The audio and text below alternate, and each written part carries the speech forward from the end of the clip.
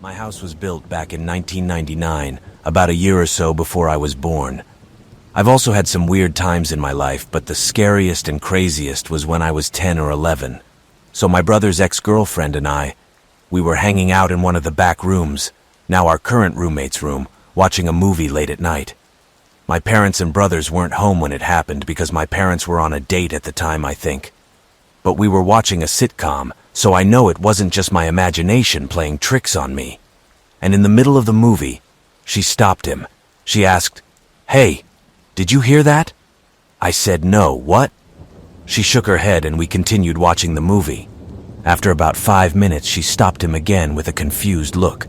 She asked again, "Are your parents home yet?" I said, no, they weren't on a date that long, so they shouldn't be back yet." After hearing something for the third time, she paused the movie. I got up and opened the door to our hallway, and there I saw what I can only describe as a ball of light moving quickly from the hallway. "What?" I exclaimed, going to the kitchen where he rushed. Now our hallway is straight, and my room is the exact opposite of the one we were in on the other side. There is also a middle bedroom to the right, and a master bedroom just after that. The entrance to the kitchen is on the left side, but you can see it when you are in the hallway. And so when I saw the ball come out of the hallway, I didn't see it after that because I saw it for a brief second. However, we both went into the kitchen, and the cupboards that housed our pots and pans suddenly just flew open, and our pots and pans flew onto the kitchen floor. At the same time, we heard what sounded like muffled voices throughout our house, room after room. It felt like a whole bunch of people were walking through the house as we felt the vibration on the floor, almost like the whole house was pulsating, speaking the words. It wasn't loud at all, but it's hard to fully describe it since it's been a long time, but it's the best I can do. I then looked towards our living room, and on the glass table, the globe that was in the middle of the table moved to the edge and fell to the floor. We stood there just watching everything, and after that there was dead silence. After that, we went outside and waited for my parents to come home, and her friend came over, and she told her what happened. But surprisingly, it never happened again after that. To this day, nothing like this has ever happened to me, and to this day, I have no idea what actually happened. It must have been some kind of poltergeist or something that just happened to pop out of nowhere. I mean, our house isn't haunted, but I've had some weird things happen to me even over the years, but like I said, nothing like this. What I mean is that often I hear people calling me out of nowhere, often when I'm alone minding my own business. From time to time, I see dark figures coming into the hallway out of the corner of my eye, or at least I think they are dark figures. This is what happened a lot when I was a kid. I think that in the last years of my birth as a Christian, I believe that the activity stopped and I had almost no experiences, which makes me think that maybe it was demonic in nature or something. Now, our house may have been built recently, but that doesn't mean the area around it, prior to its subdivision, doesn't have some history. My stepmother, now my dad's current wife, even said that once when she fell asleep, she saw a soldier at the foot of her bed due to the divorce of her parents in 2013. Or she also said she saw a little boy come into the hallway, but it was only once. I don't know, guys, what do you think? So I've only told this story to a small number of people, and for the most part I feel like they don't really believe me because of the similarities to a certain popular demonic movie series that came out much later than those events. But in any case, I decided to tell this story. So when I was 12, my mom and I found a Ouija board at a toy store and thought it would be fun to play with. We took him home, but he didn't do anything. The next night, I slept over at a friend's house, and I remember it clearly because it was the first time I got drunk. The next morning, Mom picked me up, and Mom was hungover, but she didn't seem to notice. We went to a local cemetery and went to the grave of her brother who died when he was 2 or 3 years old. She told me that she had a friend over that night, and her younger brother was talking to them through a Ouija board, and he apparently told her some scary stories and made up a story about one of the older siblings jumping on him. And this is what she would have said. After that, she also started messing around a lot with the Ouija board, and be that as it may, she always said that it was her brother. During that week, I had a friend whose father actually passed away. I also went to his house that day, and his father told me that he had been out all night and was acting strange, so I went. Now I'm sure my friend is past this time, and he confessed everything that night to my friend's mom and brother. Shortly after that, I went over to my mom's friend's house and watched TV while they played Ouija board. They called me and said that a friend of mine who had just died wanted to talk, but when I got there, it all went to shit, and I really don't remember much after that. My aunt stayed the night shortly after she and Mom played with the board. The next morning, my aunt said she had a strange dream that the living room wall was covered in blood. After that, our cat started paying a lot of attention to the wall, which was very strange. He just sat and watched, shaking his head like he was watching a fly or something. But one night my mom went to my neighbor's house. I was alone in my room, and I heard a very loud knocking in the living room. I later described it as if someone had dropped one of our very heavy candles from the ceiling onto the floor. But after that, my doorknob moved, which I clearly remember. I was so scared that I just froze. But after a few minutes, I managed to call if Mom was home. The house was small, so I would have heard it. I opened the door and heard nothing. There was nothing out of place in the living room, but in the kitchen, every door that could be opened was wide open and no one was there. I ran to my neighbor crying, and they came to sort things out. I don't remember much after that, except that my mom and aunt buried the Ouija board somewhere and nothing happened after that. A few years later, I tried to talk to my mom about it, but she refused, saying that even talking about it scared her too much, so I'm not sure if she went through anything else or not. But what I went through, I will forget.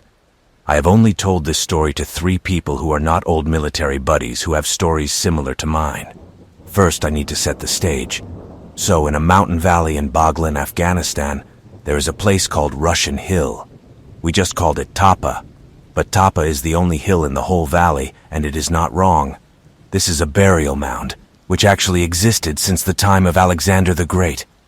Generations of local residents are buried here. This also includes Russians who died in a failed invasion in the 1980s. Now, what did the American Special Forces do when they came to this valley? Well, they level the top and stick a combat post on it. And here, my story begins.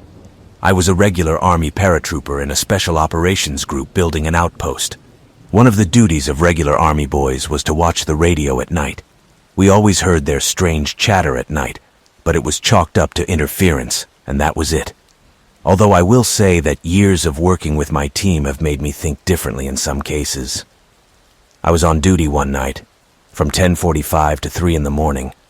My shift ends, and I walk down the mountain to our small bathroom. I'm going about my business in this little cinder block hut with a hole in it when I hear me walking up the hill nearby. I don't think anything of it at first. It's probably just one of the local guards coming in for a change. But in the middle of the night and in a war zone, I listen and pay attention. I hear gear clanking, and I know for sure our locals don't wear that gear, buckles or boots or whatever. I've been on patrol with them a few times, and they hang around the outpost. I know what they sound like when they move. And this, it's definitely not that. It was a heavy set of boots for a soldier in combat gear. Now, not wanting to die on the throne, and because I was one of the few Americans at this outpost, I decided I should probably know who was going up the mountain. So I opened the door and peeked out. And yes, there is someone on the mountain. It just so happened that there was mostly a full moon that night and I had decent lighting. And they had an AK, so definitely not American. They also wore uniforms rather than typical Afghan clothing. Certainly not one of our ALP. At this point, they're close to the top of the hill, and the man isn't someone from the outpost. So I grab my rifle, jump out the door, and run after them up the hill. I get to the top pretty quickly and do a quick search around, but I don't see a single person. I hung out there for a bit to watch, but no one was there. Confused, I walk up to the building where the radio guard is and knock on the door. My buddy answers and asks what happened. I check to see if anyone else got up or came in, and he said that no one came out of the barracks. I lit a cigarette and laughed at what had just happened. The next day at lunch we joked about it, and one of the commandos who had been there the longest told us it was a Russian ghost. He claimed it started to appear after they used dirt from the hill to fill our Hesco baskets for the wall, and it turns out he found a few bones in the process. He even told us that he came face to face with it, and at one point even pulled out a gun. All the other guys were telling their horror stories about the place, and apparently mine was the last one. I was transferred to another outpost a few weeks later, but I always got a really creepy feeling every time we visited there. I had a few more amazing experiences there. There's definitely some weird energy to this country. But anyway, it's dragged on for now, and I have to get back to it. So thanks for listening. I swear I've been a paranormal magnet since I existed in my mother's womb. I have a whole section of notes on my phone with experiences I remember, and since there are so many, it's hard to really scare me anymore. But part of that story scared the hell out of me, and now I question it almost daily. It started in 2017. That year, the activity in the house started to pick up more than usual, so seeing and hearing things became a part of my day, and I never really thought about it. One day in September, I went to bed early because I was sick and had plans for the next day. Now I'm not one to be blessed with the ability to fall asleep instantly. I envy those people too. But after about 20 minutes as I lay with my eyes closed, I felt the corner of my bed slide down. Also for context, my bed was next to the wall my door was on, so the end of my bed stopped right next to the door frame, plus I slept facing the wall. I felt the water move over the edge of my bed, up to my back, where it stopped for a second, then returned to the door. I was a teenager, and the room was terribly dirty, so I just thought it was my dad coming to get something I borrowed from him, and that he was using the bed so he wouldn't trip over anything. I went back to sleep and felt movement again. Still convinced it was my father trying to find something, I lay there. But after the third time, I realized something. I never heard the door open. With that, I immediately sat up and found myself alone in my room with the door obviously still closed. Obviously, I was scared, but I felt really tired and creepy, so I laid back and just tried to ignore it when it started moving again. Eventually, I fell asleep, but it took a while and the movement stopped, so after a while I just passed out. And for the next year or so, at least once a week I would feel something jump up on my bed and walk around a bit before landing on my feet. Strangely, I could even feel the heartbeat of whatever it was. It only happened when I was trying to sleep, but later it started going even though I was awake at night on my iPad. It would only stop if I turned around to look at him. With his early behavior, plus my mom told me she heard scratching from inside my door at 6 a.m. one morning, we thought it was a dog at first. My childhood dogs died long ago, so I didn't know whose they might have been, but it became an almost nightly routine that I soon found solace in. Although there was one night when I woke up feeling like a fat man was lying next to me. The whole side of my bed went down as if someone was there. My bed is only a double, so trust me, you feel anything in there. But I wasn't scared. I just went back to sleep, thinking it was my dog. A year later, we also moved to a new house, and here my comfort was replaced by confusion. You see, it became a nightly routine, and what used to be walking, then laying down and sleeping with me, turned into constant moving. It was no longer the feeling of a larger dog resting on my calves. It was the feeling of all my legs and lower back being pushed into the bed. Sometimes at night, I feel one dog walking around, but most of the time I feel several small things walking around at the same time, usually one by my head, one behind me, and one at my feet. Or I feel like, let's say, a man for the sake of my mind. Just imagine someone standing at the end of your bed with their hands on either side of your body and climbing onto the bed on top of you. Yeah, I don't know what it's about, but that's what it felt like anyway. My dad told me I should try recording it one night to see if I can see the bed moving, as I seem to be the only one who feels it. So about a year and a half ago, when I was watching a video before going to sleep, I felt it come on. I was lying on my stomach with my iPad pressed against the head of the bed without turning around. I grabbed my phone next to me and it was still going. But as soon as I opened the camera, it stopped. So I waited again, and when I felt it, I pressed record and pointed the camera at the edge of the bed. It went a bit and stopped again, so I tried to get a video. but I had so many blankets you couldn't see anything, and it was a bad shot. I was going to try again, but I stopped for the night after that. I also didn't sleep for 3 days starting that night. I woke up every 45 minutes in a panic. I mean, breathing hard, almost crying in a panic. I was afraid to fall asleep, and every time I woke up, I turned on the flashlight and looked at my closet. Yes, closets are creepy, but for some reason I dreaded it, and I don't know why. So for the next 2 nights I stayed up as much as I could. The little sleep I got was in the bright hours of the early morning. By the 4th night I was perfectly fine, which was a relief. Slept great too and didn't have to worry about the closet. And I was alone in my bed these 3 nights.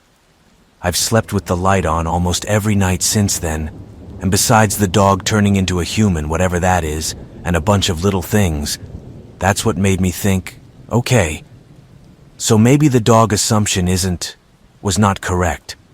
I'm not entirely sure if it was related, but I don't count on it either, so. 2 weeks later, I woke up in the middle of the night. Now, when I was a kid, I had this weird thing where at least once every couple of weeks I would wake up in the middle of the night, hallucinating there were bugs all around me, and I would jump out of bed. And it was my first time in years. But the weirdest thing was that I woke up that morning with a giant bruise on the inside of my leg. And I know I didn't hit anything that night because I had nothing to hit but the floor, and it's hard to make me bruise badly. Like, I'm very clumsy, I'll admit, and even hit the corner of the table and it's really hard, or do anything that bruises never left more than those orange bruises that fade to green and go away in about 4 days. But that bruise immediately turned bright purple and blue. It hurt so much to even touch it, and it took a good 2+ weeks to go away. As if I hadn't felt it in my dream. I mean, it was huge. Anyway, sometime after that, I can't remember exactly when, but I was trying to sleep, and whatever it was couldn't stay still, and I became very irritable. So I said something like, "Yeah, okay, buddy, I need you to sit down or leave because I want to sleep." And to my surprise, he stopped for a second. But then, and I'll never forget it as long as I live, there was a loud growling right in my ear. For some reason, I was not afraid. I just laughed and went to sleep. I'm also not entirely sure why I reacted the way I did. I know it sounds weird, but maybe it was a delusional dream. Maybe I'm just sick of it at this point. I'm not entirely sure, but that's what I did. Other than aggressively walking around my bed at night, the last thing was a couple of months ago when I was sleeping but woke up and couldn't open my eyes or even move. It felt like whatever it was, in its human form, if you call it that, was pinning me to the bed. After a few seconds of trying to move my body a lot, I finally moved and was able to open my eyes, so that was fun. I have a lot of other stories too, but they all relate to this happening today. Haha. Maybe I'll say more in the future, but it's ongoing, so I don't know what else will happen. But yeah, if anyone has any idea what it could be or knows how it works, please let me know. Because as much as it scares me, I feel like if he really wanted to hurt me, he probably would have done it already, right? So this is a bit short, but it scared me, time and pretty much still. And I thought it would be good to share and see what you think. So it was a few years ago I was home alone at night in my bedroom. I was just chilling on my bed and I started singing, which is something I do quite often.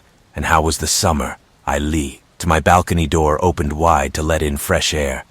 Then for some reason, I heard some strange noises from outside, like someone came into the garden. Right away, I wasn't sure if it was my cat or my parents just coming home until I turned my head towards the balcony door and saw a pair of hands of some guy trying to climb onto my balcony. I panicked when I saw this and shouted, "Is anyone there?" Then the guy fell down and said, "Oh, sorry, it was just me and my friends heard you singing and we thought you were in danger, so I decided to check if you were all right before taking off quickly." I still don't know who it was. Maybe because the house next to ours was used as a holiday home, the guy and his friends probably just booked the house for a few days. But I'm not entirely sure. And yet, was it I really concerned as to why he was trying to climb onto my balcony instead of just knocking? Front door or even call the police or something? I don't know. It all seemed really creepy and I still get chills when I think about it. This happened to me a long time ago, but I think about it from time to time. And I use this story to teach my kids to never open the door for people you don't know. Now I was a child, and we lived in a very big old house that was part of an old farm.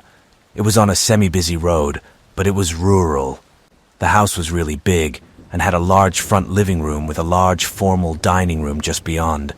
There were large double front doors that opened onto what looked like a covered porch, and a side door that led into the dining room. At that time, my mother was doing laundry in the back of the house, and I was watching TV in the living room.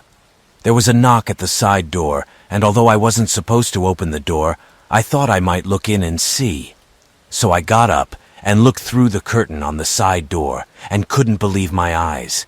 It was the Easter Bunny. Of course, now looking back, I know it was the guy in the suit. But at the time, I honestly thought it was for real. When he saw me too, he jumped a little and asked me to let him in. I was shocked and just stared at him. He was wearing a pink suit and holding a basket of eggs on his arm. He knocked again and looked very impatient. He said, "Girl, will you let me in so I can hide these eggs for you?" I really wanted those eggs, but he was a stranger, right? But he was also the Easter Bunny. Could the Easter Bunny be a stranger? So I asked him who he was. He sighed and said, "I'm the Easter Bunny, and you have to let me in now so I can hide my eggs. Invite me. You have to, otherwise you won't get it." I reached to unlock the door, but suddenly felt sick to my stomach, and decided that I should check with my mother first. So I told him I was going to go and ask my mom. He said, "No, you have to invite me. I am here to see you. This is for you."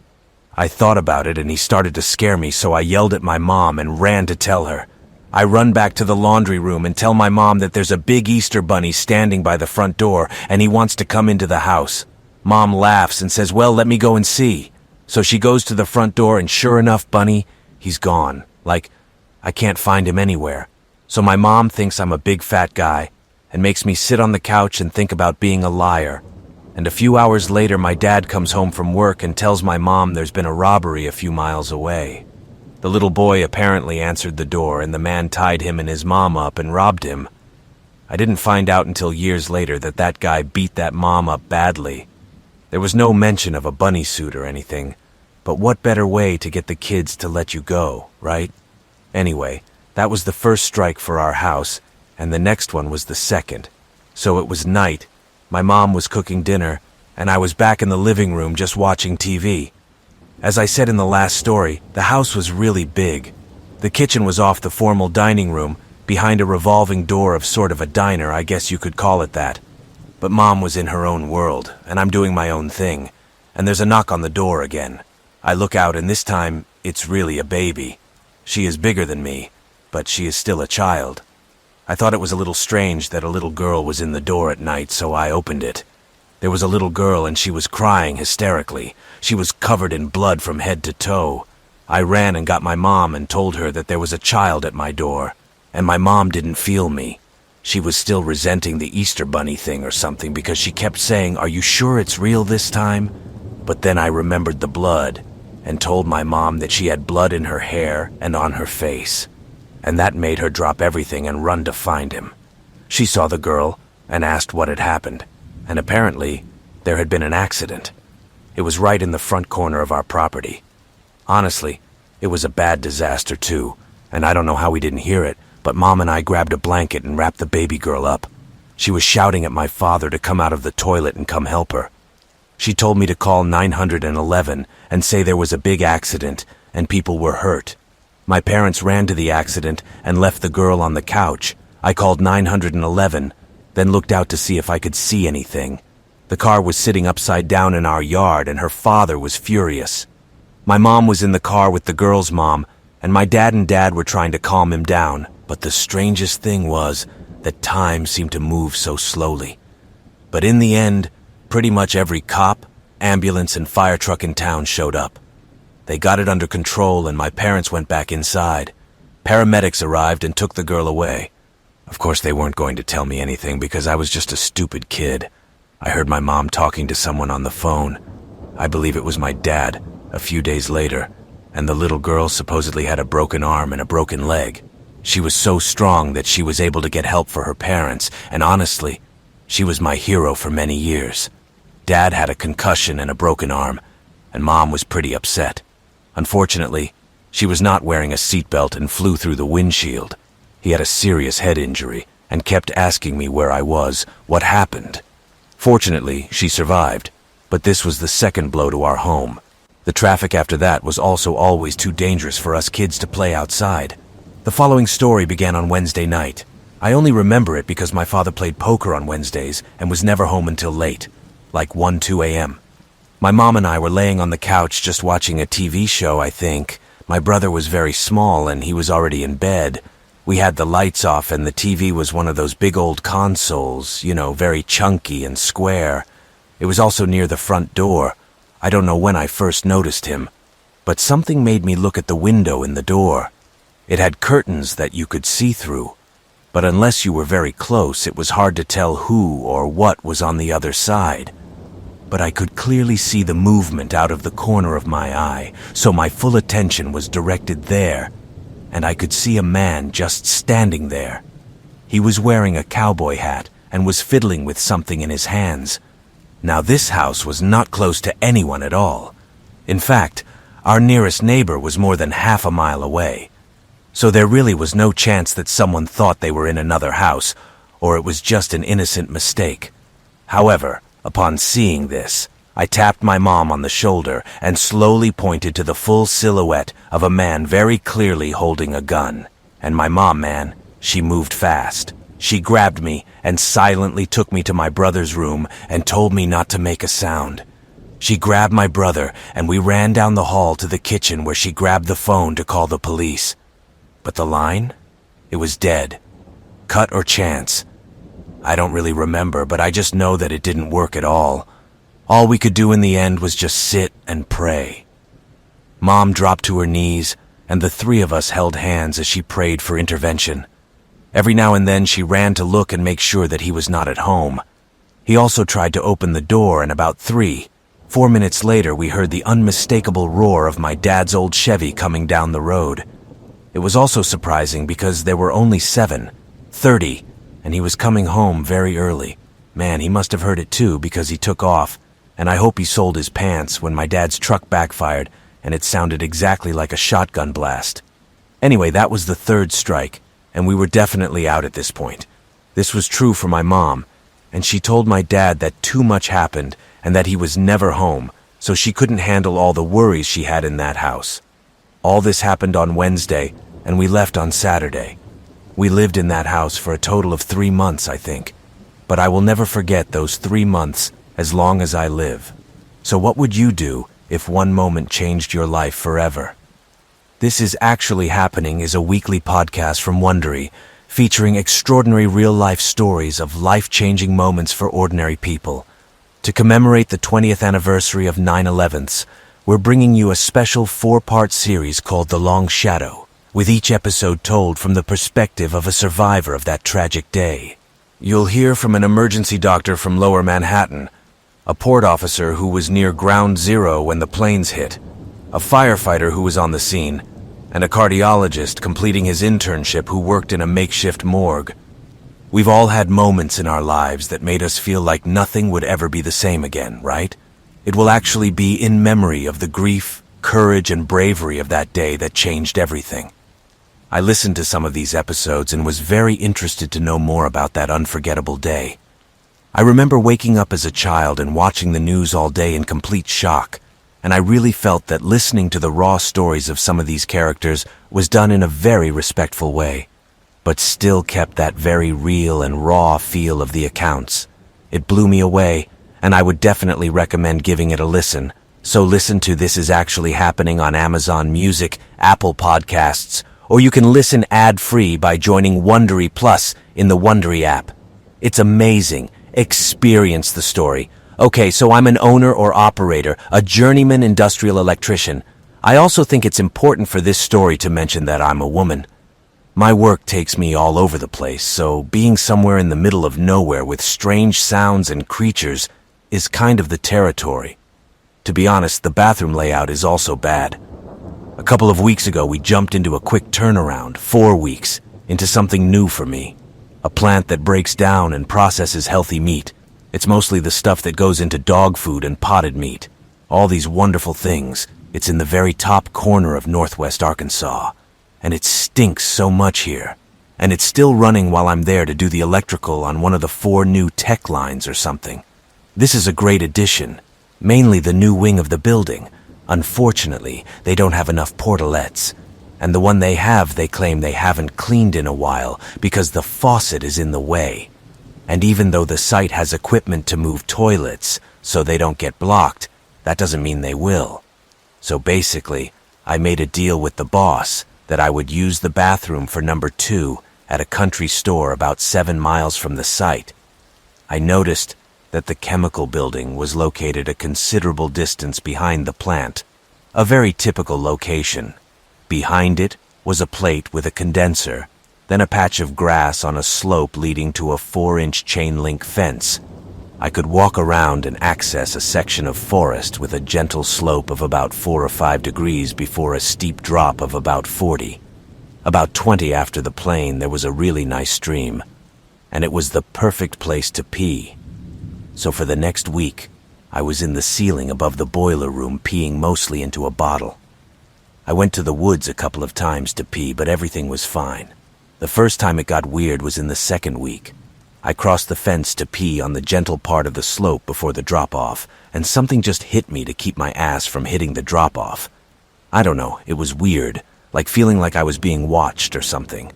I stood there looking to see if another factory worker was there to fix the leak, but there wasn't. It was weird, I'll admit, but whatever. Back to work. That same day I went out to pee and still felt like I wasn't alone. The feeling of being watched continued as well, and I did my thing, turned away from the woods, and went back to work. Sometime before the 3rd week. It was early in the morning. I was writing at my place in the forest, and suddenly something came out. It was the unmistakable sound of a large, heavy body falling down a slope. I heard the crunching of leaves, the rolling down the mountain. I jumped into midstream trying to pull my pants up. I turned in the direction of the noise to see what it was. I also took a second to scan, and the only thing I could see that didn't look right was some black lump at the bottom of the slope near a large rock. I stood watching for a moment, thinking it might be a bear, but the creature was quite motionless, and no matter how hard I looked at it, I could make out no discernible shape. It wasn't moving either, like I was sure whatever it was wasn't breathing because of how still it was. Although I shrugged it off and it was weird, I went back to work. For the next couple of days, I walked the distance to the field where I parked the truck. I guess I just wasn't in the mood to go back to those woods after that. However, I eventually broke down and at some point went back to pee in the woods. I just ignored the feeling of being watched facing the forest, down the slope the whole time I was there. I also repeated this for several days until one night late at night I went to pee. But this time, as soon as I turned the corner of the chemical building, I don't know how to describe it, but just the wave covered me. It was like when I turned a corner, all my instinctive anxieties told me to get out of there now. And of course, being the stupid human being that I am, I ignored this instinctive warning and went to pee anyway. For some reason, and I don't know why, but I just refused to face the slope this time, and there was like a voice in my head telling me to just don't look back. Fortunately, I finished peeing without incident. Then my phone rings and it scared me so much, and it was my husband looking for me. We work together. I tell him to hold on because I hear something splashing loudly in the creek. And I turn around, and to this day, I cannot explain what I saw. I think it is quite unlike anything else in this world. I'll do my best to describe it, but bear with me, because like I said, I've never seen anything like it. So, you know those Muppets from Sesame Street whose appendages extended and retracted? Imagine one of these, but all black, like Vantablack, but very fuzzy like the Muppets on Sesame Street. He ran on 2 legs, but his legs slipped out and grew as long as he walked. Imagine something black and fuzzy, with 2 flapping fluffy shorts on their running legs, with identical arms flapping in a similar fashion. As he moved, his thin, furry body and neck seemed to expand and sway up and down as well. It just ran to the west, crossed the stream, and, without stopping, ran to the bank. For a moment I was in awe. My mind just couldn't process what I was seeing. However, I finally frantically muttered to my husband, "This is wrong. Something is really wrong. I need you." Dropped the phone where I was standing and just ran back to the block. I ended up running into my husband on my way up the stairs from the boiler room and must have looked pretty bad because he grabbed me, shaking me a bit, demanding to know what happened. Obviously, I couldn't really explain to him what I saw at the time. All I could make out was a black thing in the woods. My husband insisted that I show him, so I took him around the chemical building to show him, and the atmosphere was not the same. It was much lighter, and not like before. My husband looked over, saw my phone on the ground, went and picked it up, looked down, but nothing. My husband looked at my phone, gave me a strange look, and handed me my phone. He asked me again that night what had happened, but when I made an effort to describe what I had seen, he seemed disappointed. He kept trying to compare it to famous animals like a monkey, a bear, a dog, but I told him it wasn't even like that. Anyway, obviously I never went there to pee the rest of the time I was on the job, but I wonder if anyone can tell me what I could have seen. Seriously, what did I see? What the hell was that? When I was 15, I found a job as a babysitter at a local newspaper. It was summer and I wanted to earn money. I lived in a rural area and didn't have transportation to get to the mall or fast food to work a typical teenage job. There was no public transport where I lived and no work in the countryside where I lived, so I had to make do with it. I called the babysitter's number and a man answered. I found out that he is divorced and has 2 small children. They were school age, elementary school and home for the summer holidays, and he needed someone to watch them while he was at work. He spoke to my mother on the phone and she agreed to let me live in the house. As an adult, I've questioned so many of her decisions, and definitely this one. But in any case, he picked me up and took me home, and while driving, he told me that he was engaged. He said his fiancée was his nanny, and she was a few years older than me. As a 15-year-old, this was not alarming. I just thought it was weird that someone my age wanted to be with an older man. He was probably in his 30s to mid-40s, I would guess. I thought it was weird when I was taking the kids for a walk, and the woman who lived next door gave me a really weird look like there was something wrong with me walking with these kids, and when I smiled and waved, she just looked at me away and kind of ignored me. I didn't give it much thought, though. It just seemed odd. In any case, the house was split level, in a style where the floor levels are split, with the main living area and bedrooms on the upper level, while the lower level has the same living room and 1 bedroom. And this was my assigned room. Now, shortly after I moved into the house to babysit this guy, he knocked on my bedroom door after I went to bed. To be honest, I was a bit intimidated by this and opened the door to ask what he wanted. He was friendly and asked me if I wanted a beer, like he thought it was cool, and I just said no, waited for him to leave and closed the door. The next day I told him I didn't want to do the job anymore and asked him to take me home. I didn't fully understand at the time that he was a predator who was definitely trying to get me into a relationship with him. But I knew enough to know that there was something wrong with the situation, and that he was creepy, and something just told me to get out of there. It happened over 10 years ago when I was 18, I think. I was visiting a friend about an hour away from my dorm where I was living at the time. She had an older boyfriend who bought us alcohol, so we hung out for a few hours in the evening playing drinking games and just having a good time.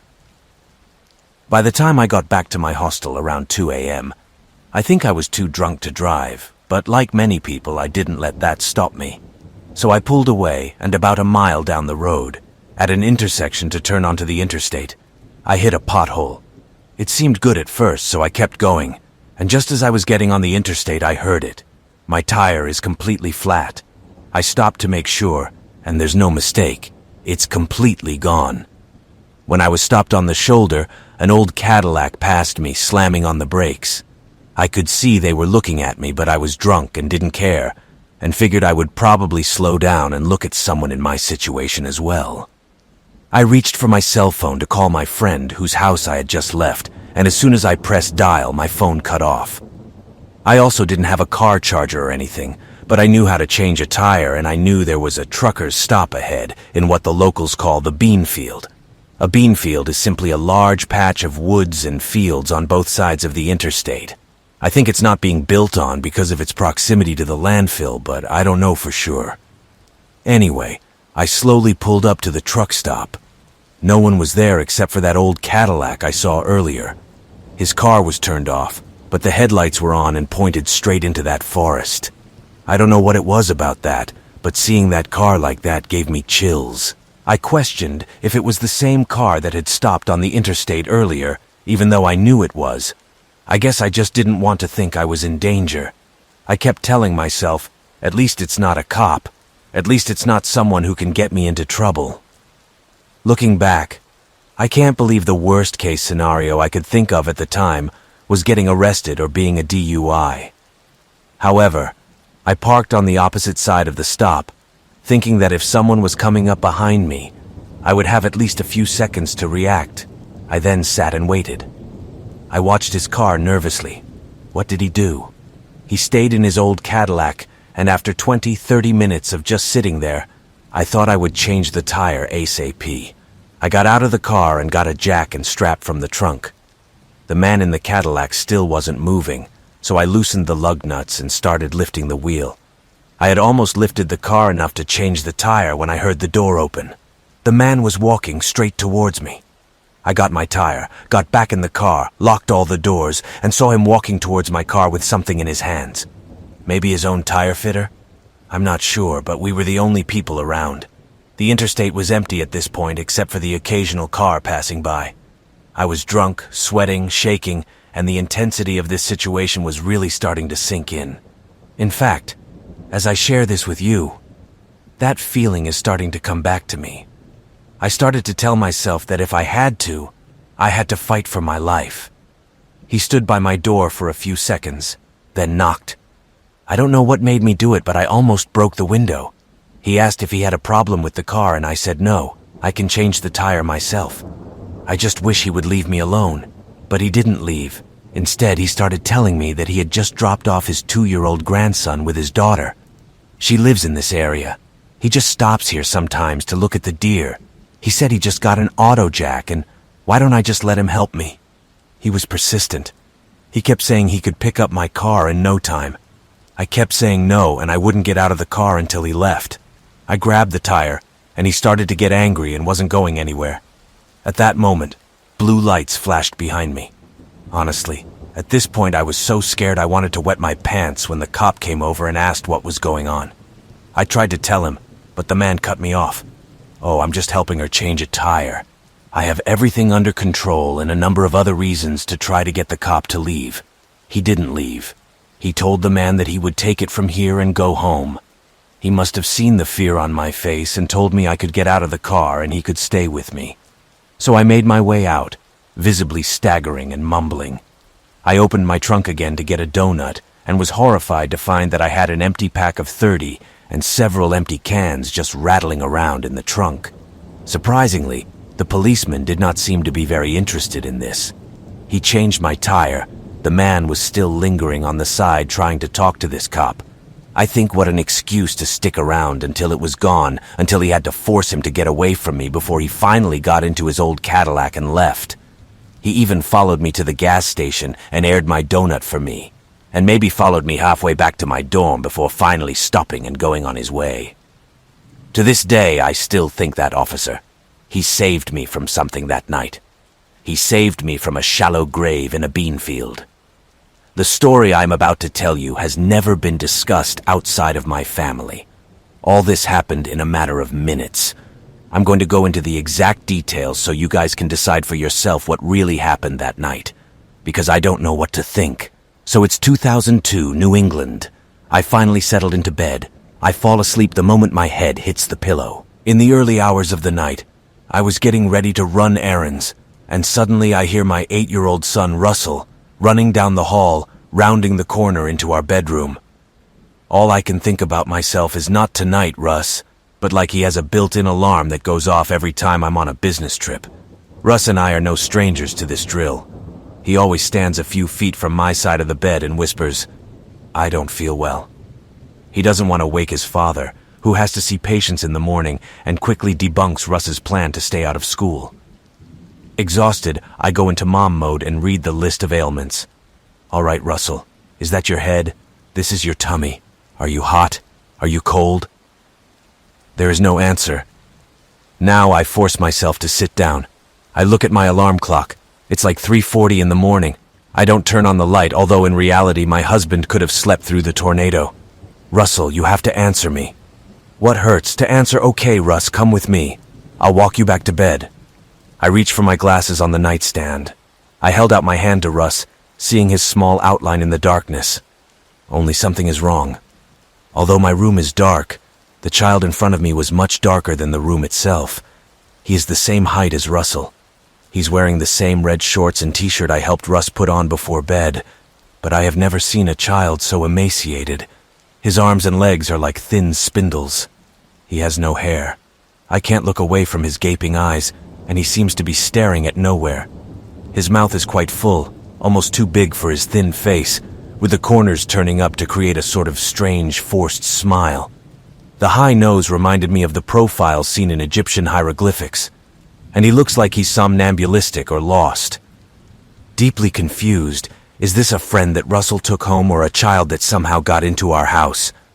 Deeply confused, is this a friend that Russell took home or a child that somehow got into our house? Keeping my eyes on him, I try to reach my husband. I need to shake him awake, but he's on the very edge of our big bed, and I can't reach him without moving, and I can't bring myself to move an inch. So I call my husband. Wake up! Please wake up! Someone is in our house. He continues to snore. The child is completely still and is now looking directly at me. I lean forward to get a closer look and realize to my horror that it's not a baby. Looking sideways at his thin legs, I see that he is smiling. He kept making a guttural sound, followed by a soft baby cry that sounded exactly like Russell's, but his mouth never opened. Quickly tilting my head to the side, as if trying to ask me a question, a low hum, like the sound of a television, begins and I shiver. My rational brain tells me it must be a dream. Lucid dream. But how can I dream when I'm sitting like this? I can read the time on my watch. I see my bedside table, my office. I touch my face, my hands. I touch my eyes. They are definitely open. I have no doubt that I am awake, and the figure instantly begins to move again, coming closer in a quick, disjointed motion, as if it has some kind of severe curvature of the spine. It's too much for my brain to admit. I've never been so scared in my life, but I feel like I have to stay strong. I need to figure out what's going on here. He slowly moves backwards, in the same way as forwards, but now about 2 yards away. I call Michael again. He mumbles, but is still fast asleep.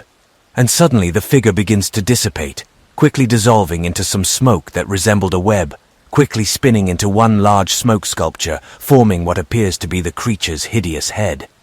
If I had to, I would describe it as a dragon's head, which I've often seen in Asian architecture, but the low buzzing got louder. The creature is now looking directly at me. All I remember is its amber eyes that were like long, narrow slits, and then it comes straight at me as fast as lightning, and it hits my chest. Then I was knocked on my back and I was out of breath. Screaming at the top of my lungs, I finally woke up Michael, who jumped out of bed and turned on the light. Russell also came running, asking what the two of us were yelling about.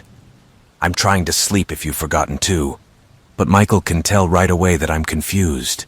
He picked Russell up, calming him down. Mom was just having a bad dream, he said. You know what that is, Russ, don't you? He put Russ to bed and joked that Mom was a big crybaby, and I heard Russell laugh and knew he was going to be okay, although I was very horrified that I had woken up my family in such an alarming way. Michael quickly rushed back and closed our bedroom door. Take it easy, Marla. You have a tantrum. I was completely filled with horror. Something really was in our room. I thought it was Russell, but it was something creepy, not a person. Marla, it was a bad dream, okay?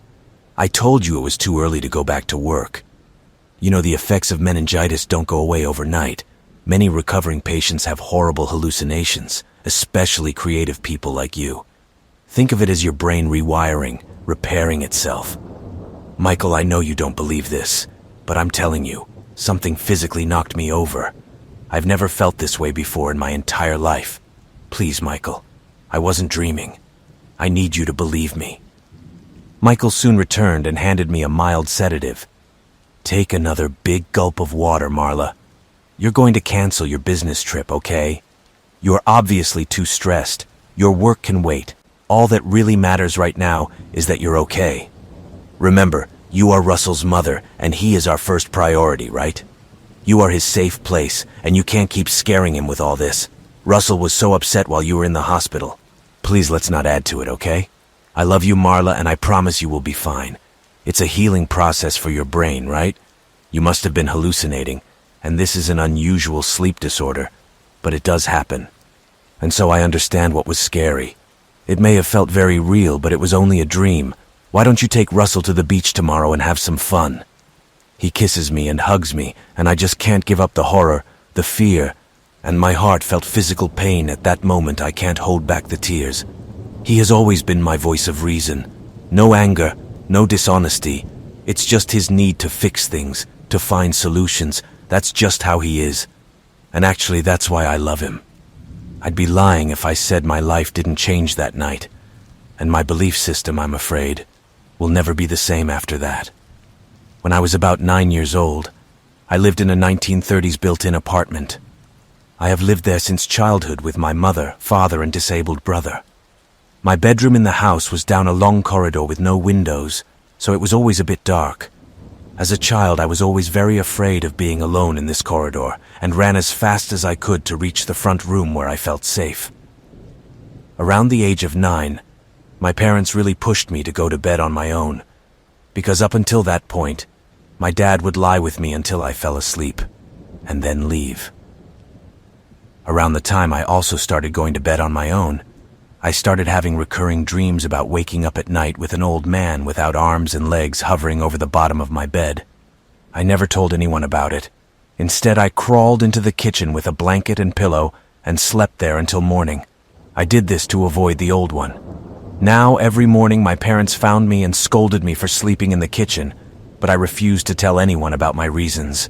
I continued to experience the same nightly encounter with the old man without arms and legs. And as time went on, I began to understand him and his peculiarities more and more. This man looked to be in his 60s. He looked round and chubby. There were age spots and moles on his bald head. The man never spoke, but always just looked at me without blinking. After a few encounters, I could see that the man's arms and legs were surrounded by stumps, and the ends looked like they had been taken from him long ago. However, one of the strangest things about the whole experience was a sort of damp smell I could smell in my house when he appeared. Anyway, a year and a bit of almost nightly meetings gradually turned into once a week, then once a month, until once every so often became infrequent. I turned 13 the day we moved, and I never felt it again. But sometimes I did. As time went on, the memory faded, until years later I was 26, and my daughter was now 2, and I went to see my mom like I did every Sunday. I had to talk to my daughter about the sleepless nights, and Mom brought back memories of me sleeping on the kitchen floor.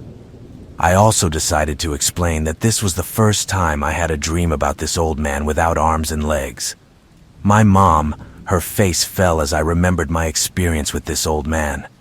I thought at first that this look was because I finally understood her son's suffering as a child, but I was wrong. Really wrong. My mom explained that the previous tenant was actually an old man who had his arms and legs amputated due to diabetes. My mom has lived in the area all her life and has also seen this man many times, and from my description, Mom said I described the same thing. I was horrified to say the least, but my mom went on and said that sometimes at night she would wake up to some old smell that she only smelled at night and was gone by morning. My mom at the time attributed the smell to the sewer and other explainable things. She also explained how she would go into my room in the morning to find things that had been moved, but attributed it to children sleeping restlessly and playing with toys. However, I can tell you that I have never played with toys at night. I always pulled the covers over my head and made a hole to breathe and just waited until I was scared and tired and alone for that old man to come to me. This is going to be quite long, but I'm giving a lot of context because this is a big decision I need help with, and I want to give as much detail as possible so hopefully I make the right decision. I recently found a job in a nearby town, but it's far enough that I had to move because I couldn't commute every day. I live with my girlfriend, and as I wasn't sure about this job opportunity, I went alone for a week first to try it out before making a more definitive decision to move. One of the reasons that made me come here, too, was that when I told my employer that I lived far enough away that I would have to move, he mentioned a place where I could stay very cheap that was conveniently close to work and belonged to his friend. So I found the number and called the guy, and it was really cheap considering where it was and the size. Before the first day of work, I met with the owner, and we went to look around the place. An apartment? It was really big and close to my work. The only downsides are that it seems to be a rather old building with 4 floors, one for each apartment, and no elevator. And since I live on the first floor, that's a reasonable amount of stairs, let me tell you. But when I walked in for the first time, all I saw was a huge empty apartment with absolutely no furniture. It has 4 bedrooms, all of different sizes. The kitchen is huge, and the living room is even bigger. The only thing that really bothered me at first was that the ceiling is quite low, but I guess that's normal in older buildings. Now my host didn't have much to do except ask me if I could stay at the hotel for the first night because he needed to get things ready for my arrival. So I did that. But when I moved on the second day, it seemed that everything was pretty much the same, so I really don't know why he asked me to wait like that. Anyway, my first week went by fast. I always came home tired, and since I had my sleeping bag and suitcase with me, I mostly slept and talked on the phone when I was home. The job is good, and pays very well considering how little I spend on rent. So after thinking about it for a while, I decided to stay and actually move in with my girlfriend and some furniture. She works from home, so moving wouldn't be a big deal for her either, which was convenient.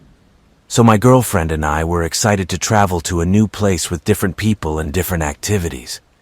Our first week together went pretty well too, and nothing could be more perfect, really.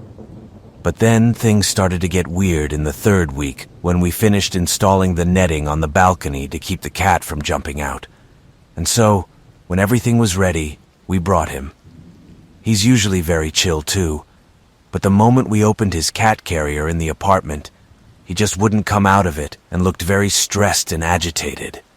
Over the next few days, he also spent most of his time in his bassinet, and according to my girlfriend, he only came out on rare occasions and was by her side the whole time, never exploring his surroundings. In the third week, I also met a neighbor on the stairs, and he joked that people would always be coming in and out of my apartment, which I later found out that one of my colleagues was staying there for a short period of time, but didn't give me a straight answer why he left. And soon after that, my girlfriend started giving me some signs that something was wrong. Her mood changes, and sometimes she behaves in a strange way. Eventually, she started texting me to come home from work right away too, because she just didn't feel right being home alone, even though she was used to it because of her job. As I mentioned, she works from home. I suggested she take the computer and go work somewhere else, like a cafe or park for the day, but she said she didn't want to leave the cat alone, which she seemed to like before, but not anymore. So that was amazing. But at first her complaints were justified. However, they soon started to sound a little weird, to be honest. For example, at first she told me that the apartment was stuffy, that there would be no sunlight during the day, and that it would be cold all the time.